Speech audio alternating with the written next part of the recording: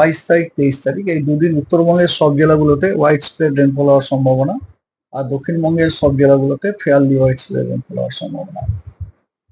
24, 25, 26 এই 3 দিন দক্ষিণবঙ্গের সব জেলাগুলোতে হোয়াইট স্প্রেড রেনফল হওয়ার সম্ভাবনা আছে, এবং উত্তরবঙ্গের সব জেলা 24, 25, 26 দক্ষিণবঙ্গের সব জেলাগুলোতে হোয়াইট স্প্রেড রেনফল হওয়ার সম্ভাবনা আছে, এবং উত্তরবঙ্গের সব জেলাগুলোতে ফেয়ারলি হোয়াইট স্প্রেড রেনফল হওয়ার সম্ভাবনা রয়েছে।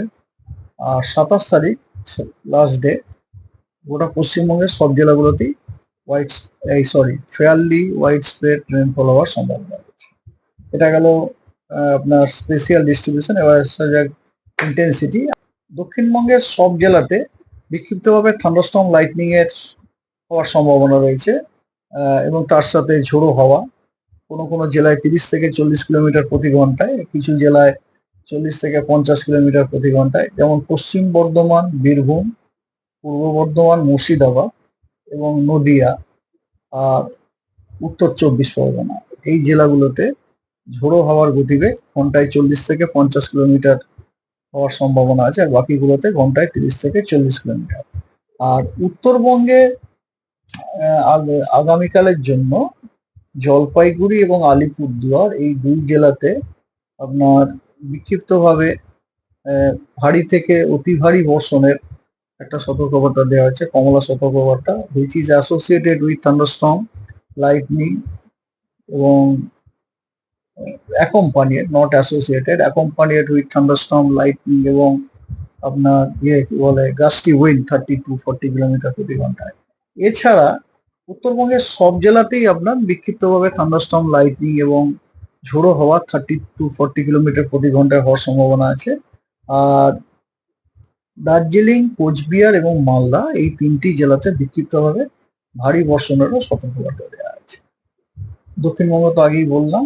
আচ্ছা, 23 তারিখে দক্ষিণবঙ্গের সব জেলাতেই বিক্ষিপ্তভাবে থান্ডারস্টর্ম লাইটনিং তার সাথে ঝোড়ো হাওয়া, কোথাও 30 থেকে 40 কিলোমিটার প্রতি ঘন্টায়, কোথাও 40 থেকে 50 কিলোমিটার প্রতি ঘন্টায় থাকার সম্ভাবনা আছে। 24 পরগনায় 40 থেকে 50 কিলোমিটার প্রতি ঘন্টায়, অন্য জেলাগুলোতে 30 থেকে 40 কিলোমিটার। আর উত্তরবঙ্গের দার্জিলিং, কালিম্পং, জলপাইগুড়ি, আলিপুরদুয়ার এবং কোচবিহার এই 5টি জেলাতে বিক্ষিপ্তভাবে ভারী বর্ষণের সম্ভাবনা রয়েছে। 24 তারিখে দক্ষিণবঙ্গের সব জেলাগুলোতেই বিক্ষিপ্তভাবে আপনার থান্ডারস্টর্ম উইথ লাইটনিং হওয়ার সম্ভাবনা আছে। কিছু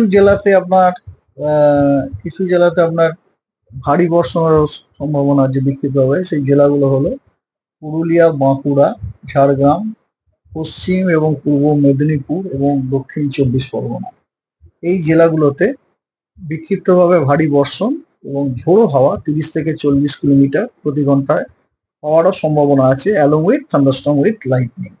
ওকে, সেটা হচ্ছে 24 তারিখে। 25 তারিখে দক্ষিণবঙ্গের সব জেলাতে বিক্ষিপ্তভাবে থান্ডারস্টর্ম উইথ লাইটনিং হওয়ার সম্ভাবনা রয়েছে, এবং কিছু জেলায় নেমলি পুরুলিয়া, বাঁকুড়া, ঝাড়গ্রাম, 2 মেদিনীপুর, তারপরে আপনার 24 পরগনা এবং হাওড়া এই জেলাগুলোতে আপনার বিক্ষিপ্তভাবে ভারী বর্ষণ এবং তার সাথে ঝোড়ো হাওয়া 30 থেকে 40 কিলোমিটার প্রতি ঘন্টায় থাকারও সম্ভাবনা রয়েছে, তবে উত্তরবঙ্গে কোনো সতর্কবার্তা নেই। 26 তারিখে দক্ষিণবঙ্গের পশ্চিম বর্ধমান, পূর্ব বর্ধমান, পুরুলিয়া, বাঁকুড়া, ঝাড়গ্রাম এবং পশ্চিম মেদিনীপুর এই জেলাগুলোতে বিক্ষিপ্তভাবে ভারী বর্ষণ হওয়ার সম্ভাবনা আছে। আর 27 তারিখের জন্য কোনো সতর্কবার্তা নেই। আর একটা জিনিস আপনারা অলরেডি ব্রিফিং এ কালকে পেয়েছেন কিনা জানি না, যে মোটামুটি আমরা বিভিন্ন রকম মডেল অ্যানালিসিস করে যেটা দেখেছি, যে 26 তারিখে আপনার একটা সাইক্লোনিক সার্কুলেশন ফর্ম হতে পারে। Just a minute.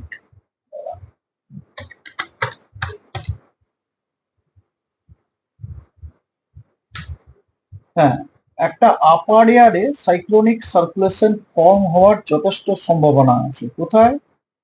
নর্থ বে অফ বেঙ্গলে এবং তার সংলগ্ন পশ্চিমবঙ্গ এবং বাংলাদেশ। কবে? 26 তারিখে আপার এয়ারে, মনে থাকে যেন সার্কুলেশন হয়, এবং তার ইনফ্লুয়েন্সে ওই জায়গাতে 27 তারিখে একটা লো প্রেসার এরিয়া ফর্ম হওয়ার সম্ভাবনা আছে। কিন্তু ইন এনি কেস এই লো প্রেসার এরিয়াটির ডিপ্রেশনে ইন্টেন্সিফাই হওয়ার সম্ভাবনা খুব কম। এটা ইনফরমেশনটা কালকে আপনারা পেয়েছেন নাকি ব্রিফিং এ? 26 তারিখে সাইসা, 27 তারিখে লো প্রেসারে? না না, কেউ যদি এখানের মধ্যে কি কালকের ব্রিফিং এ?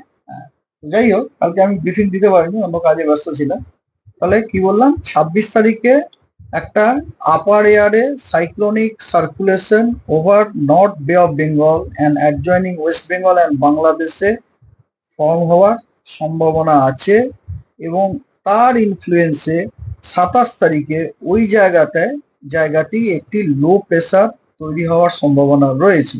কিন্তু ইন এনি কেস এই লো প্রেসারটির ফার্দার ইন্টেন্সিফাই হয়ে ডিপ্রেশন হওয়ার সম্ভাবনা খুব কম, নেই। তারপরে কি হতো? বৃষ্টি বৃষ্টি হবে, এগুলোকে বলে মনসুন লো। এই মনসুন সিজন এরকম চলতেই থাকে। দেখুন, ইন্ডিয়া মেটিওরোলজিক্যাল ডিপার্টমেন্ট প্রতি সপ্তাহের বৃহস্পতিবার দিন একটা এক্সটেন্ডেড রেঞ্জ ফোরকাস্ট ইস্যু করে। এক্সটেন্ডেড রেঞ্জ ফোরকাস্টটা ওনারা, এটা অ্যাকচুয়ালি 4 সপ্তাহের জন্য বেরোয় আর কি, উইকলি। এক্সটেন্ডেড ফোরকাস্ট অ্যাকচুয়ালি প্রত্যেকটা উইকের রেনফলটা সমান, এটা ডে টু ডেটা বলা হয় না, টোটাল পিরিয়ডটাকে, ঠিক আছে? তো as per this extended range forecast, during the week 27 June to 6 July 2025, rainfall activity is likely to be above now. Rainfall activity স্বাভাবিকের থেকে বেশি হওয়ার সম্ভাবনা আছে কয়েকটি জেলাতে। সেই জেলাগুলি হলো পশ্চিম এবং পূর্ব মেদিনীপুর, উত্তর এবং দক্ষিণ 24 পরগনা, নদিয়া, মুর্শিদাবাদ, বীরভূম, পশ্চিম এবং পূর্ব বর্ধমান, হাওড়া, হুগলি, কলকাতা। এই জেলাগুলিতে এই উইকে 27 জুন থেকে 6 জুলাই এই পিরিয়ডটাতে এই জেলাগুলোতে রেনফল, বৃষ্টিপাত তার স্বাভাবিকের থেকে বেশি হওয়ার সম্ভাবনা আছে। 27 তারিখে রথ আছে, 27 তারিখে রথ আছে, কিন্তু এমনও হতে পারে 27 তারিখে কিছুই হলো না, কারণ এই যে বৃষ্টিপাতটা সেটা হচ্ছে একটা পিরিয়ডের অ্যাভারেজ রেনফল। এমনও হতে পারে 27 তারিখে বৃষ্টিই হলো না কোথাও, কিন্তু পরের যে 6টা দিন খুব ভালো বৃষ্টি হয়ে গেল, it will be matter. So এই যে information, this information is not any date specific, এটা হচ্ছে একটা উইক স্পেসিফিক। সুতরাং এই স্টেটমেন্ট ডাজ নট কনফার্ম যে 27 তারিখে বৃষ্টি হবে। I hope this is clear কথা। এবং এই সিস্টেমগুলো খুব গুড সিস্টেম। এই সিস্টেমগুলো ভারী বর্ষা খুব একটা দেয় না, কিন্তু এই সিস্টেমগুলো না ওয়াইড স্প্রেড রেন, অনেকখানা জায়গা জুড়ে। That's why it is very useful then. তাহলে স্যার একটা বিষয়, 27 তারিখ মানে রথযাত্রা রয়েছে। 27 তারিখে যে রথযাত্রা, দীঘাতে রথ হবে, প্রথমবার দীঘায় রথযাত্রা। তাহলে এটা কি আমরা বলতে পারি যে দীঘাতে বৃষ্টি হওয়ার সম্ভাবনা? সেটা আমি এই মুহূর্তে বৃষ্টির ফোরকাস্ট আমরা এই মুহূর্তে বলতে পারবো না, কারণ 27 তারিখের ফোরকাস্ট আমরা আগামীকাল দিতে পারবো। দেখুন, আমরা যে ফোরকাস্ট আজকে দিলাম, কতদিন পর্যন্ত দিলাম বলুন তো দেখি? আমরা দিয়েছি 26 তারিখ, আমরা 7 দিনের বেশি দিতেই পারি না। ওই একটা যেটা আপনি বললেন যে আপার সারফেসে একটা ফর্ম হবে, তার জন্য 27 তারিখের ইনফ্লুয়েন্স, 27 তারিখে লো হবে। হ্যাঁ, লোটা হলে তারপর তো বৃষ্টি হবে না, যাওয়ার আগে তো আর বৃষ্টি হবে না। এখন তাহলে রথের পোর্শনটা বলছি না, নাহলে বেকার প্যানিক হবে। না কোশ্চেন, আপনারা যদি বলেন আমরা তার দায় দায়িত্বই নেবো না। জেনে নিলাম। অল ফোরকাস্টস আর ভ্যালিড